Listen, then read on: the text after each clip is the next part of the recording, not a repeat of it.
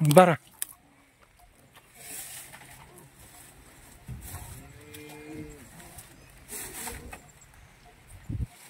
तो कासरा बाहेरल्या अंगला बांधायचा. थांबा 2 मिनिटं. पहिलीच बारीक तिची. थांबा एकानं पुढे जावा आणि बाकी माग राहा.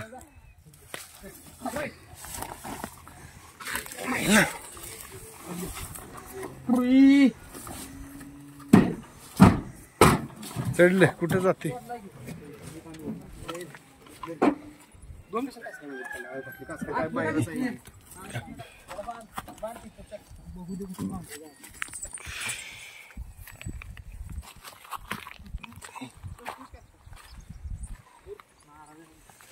नाही मारत नाही.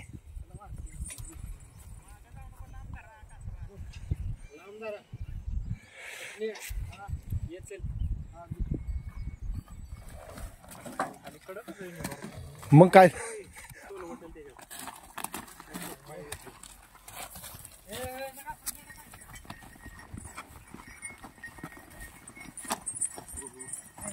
दोन कासऱ्या धरा मित्रांनो, म्हणजे व्यवस्थित जायला. असं लय तारास देईल बगाडातल्या काही धरलं की. एक माग एक तू घे. ह्याच्याकडे एक मागचा तेव डांगडिंग करणार. त्यांना इचरा हीच का फटी, नाहीतर ती असाय दुसरी लागा व्हायचा लपडा. परत बारान हो टोटो व्हायचं. आलेत पांडीकडे.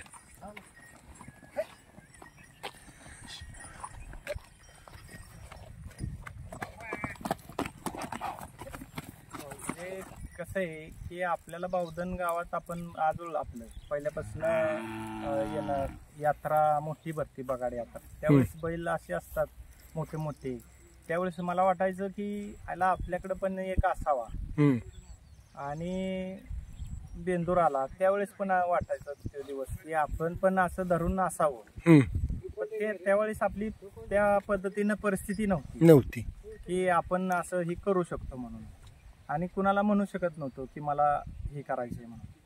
मग ते जसं व्यवसाय करत करत गेलो त्यानंतर ना आपल्याला की बाबा आपण आता की व्यवस्थित सगळं करू शकतो अशा ह्यानं आपण त्या चालीला सुरुवात केली. मग असं आहे की त्यात आपल्याला व्यवसाय बी बघायचा, परत हे पण बघायचं. आपले क्षेत्र कमी, म्हणजे आपलं फक्त घर इथं आहे, जमीन काय नाही वगैरे काही नाही. हे सगळं आपल्याला ह्याच्यातनच करायचं. म्हणजे तुम्ही साईड धंदा करत करत तुम्ही चारा बिरा सर्व विकतच आपलं चारा वगैरे. आपल्या गाई 25 सगळं टोटल जनावर आहेत की त्यातनं आपल्याला हा नाद जपायचा. त्यांच्यामुळं आपल्याला काहीतरी घरी पण हातभार लागेल की बाबा असं बी झालं नाही पाहिजे की बाबा नुसतंच इकडं आपण बघतोय. घरी काय आपल्याला समजा आणायचं झालं तर ते त्यातनं भागू शकतं गायीतून. आणि गायींचं पण 25 गायी म्हणजे अशा झालेल्या नाही की 5 गायी आणून थोडे थोडे वाढवत वासरं त्यांची तयार झाल्यानंतर ना त्यांच्या गायी केल्या. असं करत करत आपण हा व्यवसाय बघतोय. मग आता तुम्ही पहिल्यांदा सुरुवात केली ती कशा पद्धतीने केली? सुरुवात केली म्हणजे पहिल्या आपण जागा गायी आणल्या आणि आता म्हटलं डायरेक्ट व्यवसाय करायचा म्हणजे शेड करणं, गोटा बांधणं ही आपली परिस्थिती नव्हती तेवढी. मग आपण ते पहिल्यांदा भाड्यानं गोटा घेतला. तिथं 1 वर्षभर सांभाळली की बाबा ह्याच्यात कसं काय बाबा जुळल का, आपल्याला आवडच ह्याच्यात. तर ते काम बघत बघत डॉक्टरकीचं आपण ते केलं, वर्षभर केलं. त्याच्यानंतर मग आपण मुक्त गोटा पाहिजे आपल्याला, जरा काम कमी होईल, त्यात आजार कमी होतात, परत जनावरांची तब्येत चांगली राहते. मग ह्या दृष्टीनं आम्ही मोकळी जागा पहिली भाडे तत्वावर मिळाली आपल्याला, तिथं घेतली. तिथं मग 5 गायींच्या मग थोड्या वाढवत कालवडी तयार करत त्यांच्या गायी तयार केल्या. मग असे करत करत आपल्याला असं जाणवलं की आपल्याला ह्याच्यात पण देशी गाय पाहिजे. मग ती देशी गाय मग म्हटलं मोठी आणून चालणार नाही आणि जातीची गाय पाहिजे आपल्याला. काही पाळून चालणार नाही की नुसतीच ती पांढरी सगळ्या बाजूनं ती अशी वाटली पाहिजे की बाबा खरंच काहीतरी वेगळं आहे. मग अशा हेतून आपण गाई ती कालवड आणली आणि त्या मोबदल्यात आम्ही त्यांना की ते आमची एचएफ गाई जर्सी म्हणजे एचएफ गाई की तुम्हाला आम्ही कालवड देऊ, तुम्ही आम्हाला ही कालवड द्या. ते पण म्हणले चालेल. मग त्या ह्यानं आम्ही तसं केलं, कालवड आणली. त्याच्यानंतर ना तिला संगोपन चांगलं करून तिला खुराक वेळच्या वेळ देऊन मोठी केली. नंतर ना बाबा गाई बावधनमध्ये पण वळू होते चांगले, पण आपल्याला त्यातली त्यात की वेगळं काहीतरी झालं पाहिजे. वेगळं की बाबा काय असं ह्याच्यात सगळ्यांचं सारखंच आहे, पण तसं नाही. आपला विचार हा वेगळाच होता की आपल्याकडं कुणीतरी असं बघितलं पाहिजे व खरंच काहीतरी वेगळं आहे. अशा ह्यानं आपण त्या पद्धतीनं गाईचा सांभाळ केला. कालवड झाली पहिली. त्याच्यानंतर ना मग आपले सागर ठोंबरे मित्र ते मी ठरवलं की बाबा काय नाही आपण बाहेर जायचं, चांगली पैदास. त्यावेळेस कसं तिकोंडीचा राजा, सिद्धापूरची खान, पण तिथं जरा आपल्या बजेटमध्ये नव्हतंच तसं की एवढा लांब जाणं किंवा वेळ घालवणं. एवढा वेळ म्हणजे ह्याला दिवस गेला पाहिजे. आपला इकडं व्यवसाय पण आहे. त्या आम्हाला जवळ मेटकरींचा हौशा आवडला. त्या ह्यानं आपण केलं. खोंड पळवताना काय काय काळजी घेतली पाहिजे? पळवताना महत्वाचं म्हणजे त्याला जो हे असतो शिक्षक थोडक्यात तो चांगला पाहिजे.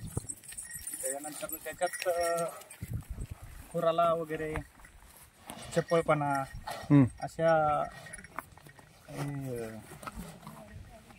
काही गोष्टी आहेत त्या पाहिजेत त्यात. आता किती दिवसापासून पळवताय तुम्ही ह्या क्षेत्रात आलाय आता, म्हणजे पळवायला लागलाय? हे आता आमचा नाद आता आपला घरचाच आहे. ते आपल्याला म्हणजे ट्रेन करून करायचं आहे. ह्याच्या अगोदर किती बैलांबरोबर पळलाय का नाही? काय 3 वेळा पळलेला आहे. म्हणजे आपल्या फाटीला ट्रेनिंग देताय तुम्ही? देतोय आता. मग आता ह्याला काय काय तुम्ही प्रयत्न केले चांगल्या पद्धतीने पळायसाठी? चांगल्या पद्धतीनं पळण्यासाठी की बैल बाबा आपल्याला चांगला शिकवायला मिळाला पाहिजे. कुठल्या पण बैलावर घालून जमणार नाही आपल्याला. व्यवस्थित बैल असा म्हणजे लय नवीन बैल कामाचा नाही. जो रोळलेला बैल आहे भादा बैलाबरोबर शक्यतो घातलेला चांगला. आता तुम्ही डॉक्टर क्षेत्रात आहे, तर पहिल्यांदा अशी बरीच बैल होती गावात वळू क्षेत्रात, तरी आता हे कुठल्या गाईचा सोडलाय किंवा कुठं नेलता सोडाय ते आम्हाला जरा माहिती सांगा. हा आपण ह्याचा वडील मेटकरी म्हणून आमचे मित्र सागर ठोंबरे आणि मी आमची चर्चा झाली की बैल कुठला सोडायचा. आपली गाय आहे तशी आपल्याला आवड आहे की वळू म्हटलं तरी करायचा किंवा शर्यतीमध्ये आपल्याला आवड आहे त्यात पळवायचा आपल्याला. तर आपण तो हौशा म्हणून आहे सागर मेटकरी यांचा हौशा वळू. आता स्वर्गवासी झाला नाही तो, पण त्याची पैदास आपल्याला योग्य वाटली म्हणून आपण सिलेक्ट तो केला. तर त्याच्यात दिसायला किंवा चपळपणा, शरीराची ठेवण सगळ्यात बरी वाटली. म्हणजे आता तुम्ही डॉक्टर क्षेत्रात असल्यामुळे बरीच तालुक्यात किंवा सातारा जिल्ह्यात किंवा खटाव मान इकडे असेल बरीच वळू आहेत, त्यात तुम्ही सिलेक्ट केला 1 नंबर म्हणून.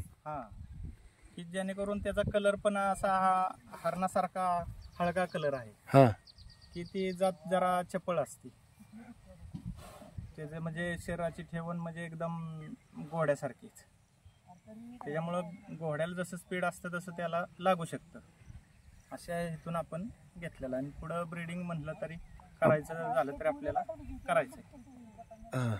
त्याचं संगोपन करताना कसं आहे की त्याला जे पाहिजे शरीराला घटक ते मिळालं पाहिजे की त्या पद्धतीने त्याचं वयोमानाच्या ह्यानं शरीर झालं पाहिजे. त्या 16 महिन्याचा खोंड आहे आत्ता. त्याला रोज 2 टाइम दूध आहे, शेंगपेंड आहे. कशाच दूध देता? गाय जर्सी गायींचं दूध. बर, किती लिटर देता काय का तसं नाही? सकाळी 3 लिटर, संध्याकाळी 3 लिटर. दुसरं बाकी काय खाद्य? बाकी आता उडीद चालू केलाय आपल्याला आता पळवायचा आहे म्हणून, आणि शेंगदाणा पेंड असं बाबा गव्हाचा भरडा करू शकत नाही आपण, धाप लागते म्हणून. हा गहू हा कसं आहे तयार होणार त्यानं, पण तो तेवढा स्टॅमिना राहणार नाही पळण्यासाठी त्याचा. जे भरीव शरीर आलं पाहिजे, आटून म्हणतो आपण तसं, हा तर ते उडदानच येऊ शकतं. आता तुम्ही डॉक्टर असून ह्या नादात, म्हणजे हा नाद कसा लागला तुम्हाला? हा नाद आम्हाला लहानपणापासूनच आहे तसा. तर आपल्याला, आपण डॉक्टर या क्षेत्रात आहे, त्याच्यानंतर ना आपल्याला जरा माहिती झालं की बाबा वळू आपण तिथलं दाखवण्याच्या कारण सोलापूर ह्या जिल्ह्यात जरा वळूंची व्यवस्थित म्हणजे ठेवण वगैरे चांगली, तर त्या ह्यानं आपण गाय आपली ते नेली तिकडं आपण मेटकरींच्याकडे, आणि झाली आपल्याला पैदास जशी आपल्याला पाहिजे होती तशी झाली. आपल्याला यात आवड अशी झाली निर्माण की आपण कालवड पाहिली की आपल्याला त्या पद्धतीनं खोंड पाहिजे, तर तशी आपल्याला कालवड मिळत नव्हती की तिची पैदास आपल्याला बाहेरनं करायसाठी. तर आमचे मित्र तडवळे गावात आहेत, तर त्यांच्याकडे मी कालवड बघितली, तर त्यांना म्हणजे आपल्याला एक कालवड पाहिजे, म्हणजे चालेल न्या. त्यानंतर ना आपण ती एक 9 महिन्याची कालवड आणली. मग तिला व्यवस्थित खुराक देऊन जपून व्यवस्थित, तर ते 1-2 वर्षानं ते माझाव आल्यानंतरनं आपण स्वप्नील फरतडे राणा त्याच्यावरून भरवली होती. त्यावेळेस तिला पहिल्यांदा मला वाटलं त्या पद्धतीनं खोंड पाहिजे, पण नशिबानं कालवड झाली. कालवड झाली, ते कालवड पण गावातच दिली आपण, सांभाळली चांगली. त्याच्यानंतरनं परत आपल्याला सर्च केलं की आपल्याला वळू आता अजून कुठला बघता येईल चांगला, तर हौशा जरा वाटला व्यवस्थित. मग आपण ते बरं हे सांभाळताना कसं आहे, आपण व्यवसाय करत करत करतोय, तुम्ही तुमचा नाद जपलाय हे. मला ते जरा मनातच आहे की बाबा काय नाही, आपल्याला गावात असं आहे बावधनमध्ये की खिल्लारचा नाद भरपूर आहे. मोठी मोठी बैल आणायची, म्हणजे जातीवंत बैल आणायची. मग ह्याच्यात असं वाटलं आपल्याला, म्हणजे हे माझं आजोळ आहे बावधन, माझं गाव तडवळे, मी पहिल्यापासून मामांच्यात राहिलो. तिथनं आपण व्यवसाय चालू झाला डॉक्टरचा, म्हणजे शिक्षण इथंच घेतलं तुम्ही, तुमचं सर्व इथंच केलं. आणि त्याच्यानंतर आपल्याला मामाच्यात राहून पण आपण जर्सी गाई ठेवल्या होत्या. शिक्षण बघत बघत त्या जर्सी सांभाळायचो, पण माझ्या मनात होतं की आपल्याला देशी गाई पाहिजे, की त्याच्यातून आपल्याला शर्यतीसाठी कोंड हा आपल्याला पाहिजे. आपण असं काय खरेदी करू शकत नव्हतो की बाबा ते खरेदी केला आणि ते आपण त्या क्षेत्रात तेवढा वेळ आपल्याला देता येत नव्हता. पण नशिबानं आपल्याकडं गाईला आपण दुसऱ्या वेळेस झाला कोंड, तेव्हा लहानपणापासून रोज त्याला दूध पाजणे, व्यायाम देणे, परत आणि त्याला व्यवस्थित स्वच्छता ठेवणे, लक्ष, संध्याकाळी काम उरकून 10 वाजता त्याच्यापाशी जाणे, हात फिरवणे, त्याला रतीब चारणे, असं रोज चालू आहे आपलं. म्हणजे नाद असला की वेळ हा भेटतो. नाद म्हणजे असं आहे की तुम्ही किती बिझी असला तरी त्यासाठी थोडासा वेळ काढणार, आणि त्याच्यापाशी गेल्यानंतरच तुम्हाला ते दिवसाचं समाधान होणार त्याच्याकडे बघून आपल्याला.